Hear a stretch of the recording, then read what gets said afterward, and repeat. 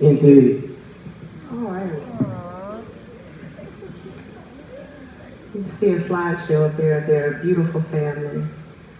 So BJ and Pauline, I know this journey towards adoption has been a long one for you guys. You guys have been married more than 10 years, right?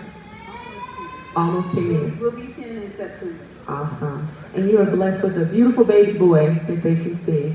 Tell us a little bit more about that journey, about how you came towards adoption, that you knew that adoption was what God had for you guys. So, initially, as a young couple, we wanted to have children, and it's important for us to be able to have a little more from our DNA and have it naturally. But going through the process, we did a lot of practicing early, and since praise God for the practicing, it did produce the results that we were hoping.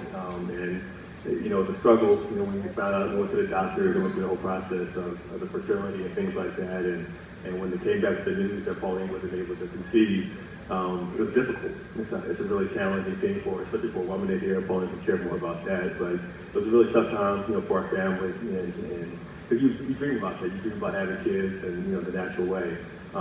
So there was a lot of healing that had to take place through that, and as God healed our hearts, we never really even thought about adoption, and then it kind of came up like, what about that option, and we agreed to it, had a piece about it, and then came across Bethany, and Bethany, what they do and how they go about things is just an amazing organization that we immediately connected our hearts with them and their heart and their desire for their mission, and so we started the process in the spring of 2015, and we went through the classes, which were incredible.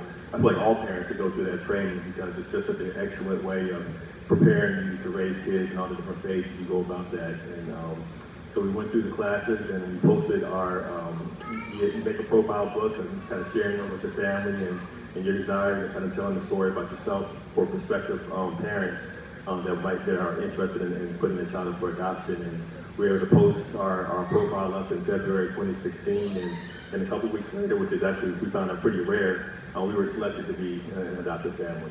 So. Come on, show your love to them. I just want to add a little bit to that.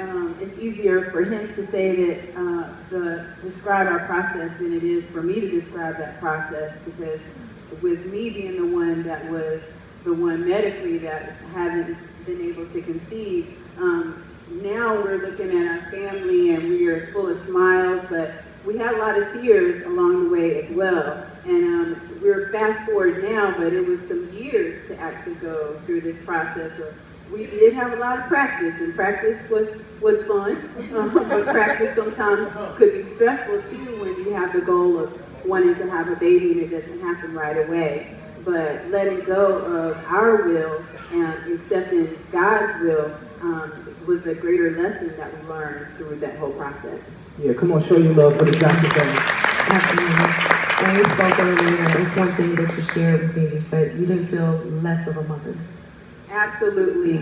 Emery is my baby. Absolutely. And so I don't feel any less of a mother because he did grow in our hearts. And we had, if we could parallel our story, we spent a lot of time when we accepted the call that adoption was going to be for us.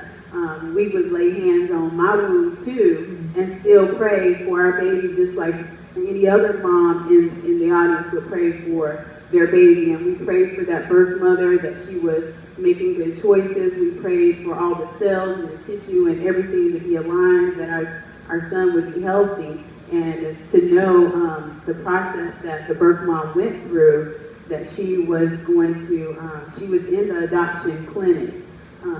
Abortion clinic. She was in the abortion clinic, and the birth dad had already paid his portion, but he was kind of slow to pay his portion, and they were very far along in the pregnancy. And the grandma stepped in, basically our birth mom's mom stepped in and was like, "You're too far, we can't do this," and she helped to talk her out of that choice and to make another choice, to choose life, to adopt. And meanwhile, we don't know the fruit of our prayers while we're praying them. But every day, every single day, we were praying for our baby, just like that baby was right in my womb as well. And so to see the fruit of that in Emery's beautiful face, because he's a sweetheart. And he looks like y'all. Like, the funny thing is, don't you agree? Like, honestly, you wouldn't know that was your baby from the beginning. Praise God. Absolutely. I love to hear how you talk about prayer and how important it is to pray, because we hear a lot of people, they talk about adopting. They think about it, they pray about it, they think about it, they pray about it. And I sometimes tell people, stop praying about whether this is for you, because God doesn't lay, the devil doesn't lay adoption on your heart. This is ministry. This is totally God. But you can be specific about your prayers. As an adoptive mom myself, I prayed for my children. I prayed for the wounds that they may have felt, for the abuse, for the neglect, for, my gosh, she was in the abortion clinic. Just imagine that. That is incredible. So those of you who are in here praying, pray for that child or those children, that God has purposed before the creation of the earth to be a part of your family. Awesome. So Emery Marcellus. Emery Marcellus. Tell us a little bit more about him. The name Emery, it was interesting. I still remember the day he was born, and I was in Houston, and Pauline was in North Carolina, so we had to fly to Kansas City. We didn't know. All of a sudden, we got the phone call the night before. All right, she's ready. We had to make the flights and get there. And on the drive over from Kansas City to Topeka, Kansas, where he was born, we didn't really know the name. And I talked to my sister, who had given her child up for adoption as well. And she said one thing that the birth family did for them that was powerful was they allowed her to name the baby, to give one of the names. So Emery was the name that the birth mother wanted for her son. So we thought that would be an interesting way of keeping the connection alive for her, in case he wants to meet them. It's his choice. He'll always know he's adopted. That's one thing we're going to always be upfront with him. He'll always know that, so that whenever he does, or if he chooses to meet his birth mother one day, that they'll have that special bond connection.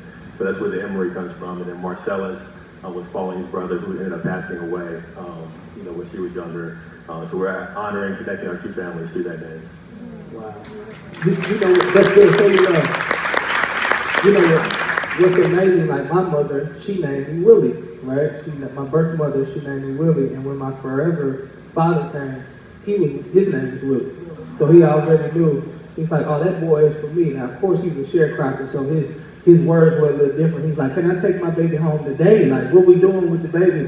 And so that's why I call myself Willie Moore Jr., to make sure people know that I'm not Willie Moore Sr., and if I ever become half the man that he is, I'm going to be an amazing man. So I honor you guys' sacrifice by naming and still having some amazing significance on why you named your child, Emery Marcellus.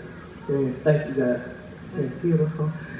One more question. This is, a time to talk to those who are in here who are married. And may have even been engaged. We may have singles in here as well. But just to tell us a little bit more about how adoption may have impacted you guys individually and your marriage as well. Well, just like having a child out of your own womb, you're going to go through changes when it's just the two of you, and you're used to things being just the two of you. But when you have that chance to have a child in your life, it is a difference maker. But we've been really working hard to make sure that we still spend time with each other, to make sure that we're staying healthy in everything that we're doing. And as it relates to adoption, one of the things that's most important that we like to focus on is just God gives us all a call and a purpose and a plan. And we feel that this, for us, is a part of God's plan. That you have an opportunity, whether it's a small thing or a large thing, to be a part of something that changes somebody's life forever. And adoption is something that allows you to change your life forever in a long-term sense. And we felt that call, in a way that we just could not explain, but this is something that we had to do. And so we take it very seriously that He allowed us this privilege to be a part of Emery's life, and the choices we make are going to help him to fulfill his God-given purpose. Yeah, adoption is going to be messy. I mean, a lot of times, there could be drug abuse and or rape, or a lot of circumstances that come across. Two young kids get together, they use protection, so it oftentimes starts in a messy situation. But for us to be able to come in and provide an opportunity for Emory that he might not have had before. It's something that, as Pauline already mentioned, we felt that call, and that's why I encourage. I love the idea of adoption, because when you think about it as believers, we've all been adopted. Romans 8:15 talks about the spirit of adoption. So we've all been adopted, in certain ways. The Father came and brought us in and grafted us into and created and called us His own. So for us, for me thinking about adoption for us and our family, we're just mirroring what Jesus has already done for us. So we continue along with that. Come on, y'all, show your love for the Johnson family. Yeah, come on, you can do better than that. Show your love for the Johnson family. And show your love for my sister Kim Arthur and the whole Bethany staff. Yeah.